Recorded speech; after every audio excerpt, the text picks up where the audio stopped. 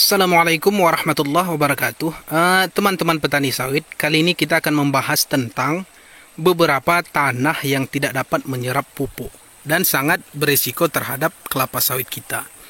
Yang pertama adalah tanah yang memiliki pasir yang sangat berlebih. Seperti ini teman-teman.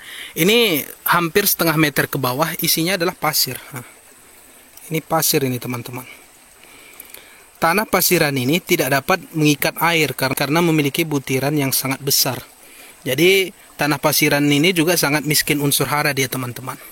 Jadi kalau lahan teman-teman memiliki lahan pasir yang sangat berlebih, maka yang perlu diperbaiki adalah dengan memberi bahan-bahan organik ya, seperti kapur pertanian dan pembenah tanah lainnya. Jadi lahan pasir itu cocoknya dia menggunakan organik supaya memperbaiki kualitas tanah di lahan berpasir tersebut. Dan yang kedua teman-teman, mengapa kelapa sawit itu sepertinya sudah pun dipupuk namun tidak ada reaksi? Yang kedua adalah karena tanah itu sangat masam. Tanah masam ini teman-teman, dia tidak dapat menyerap unsur hara dengan baik karena tanah masam ini memiliki kadar kimia yang sangat tinggi. Teman-teman bisa mengecek sendiri lahannya dengan menggunakan alat. Itu kan ada sekarang alat itu sekitar 100 ribuan lah.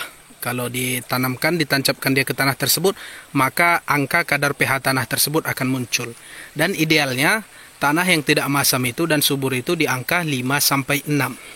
Dan yang ketiga teman-teman, mungkin teman-teman saat menanam sawit itu setahun sampai umur 5 tahun mungkin sawitnya sangat gemuk ya. Karena mungkin akarnya belum sampai ke bawah. Tapi saat sawit kita ini sudah produksi ya, usianya sekitar 6 tahun ke atas, tiba-tiba mengalami sepertinya kemurungan, tidak hijau lagi, produksi buah menurun. Itu penyebabnya karena akar kita ini sudah semakin panjang. Dan tanah yang paling bawah ternyata itu bukan tanah yang subur, merupakan bebatuan, dan menyebabkan akar-akar kelapa sawit ini tidak dapat berkembang dengan baik dia teman-teman. Tapi mengapa saat usia 1 tahun sampai 5 tahun dia sawit ini subur? Karena akar kita itu masih di atas-atas seperti ini. Umpamanya saat penanaman mungkin di sini tanahnya subur semua. Tapi saat akar itu sudah mulai ke bawah, ternyata di bawah itu tidak subur lagi. Sedangkan hara yang tersedia di atas ini sudah habis dihisap oleh tanaman kita. Itulah mengapa sebagian teman-teman kita saat tanamannya itu udah usia dodosan ya, tiba-tiba tanahnya itu tidak respon lagi terhadap pupuk.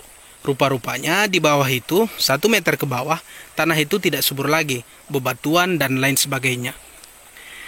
Idealnya tanah yang subur itu dari atas ini sampai ke bawah ini 1 meter lebih lah, itu seharusnya tanah murni.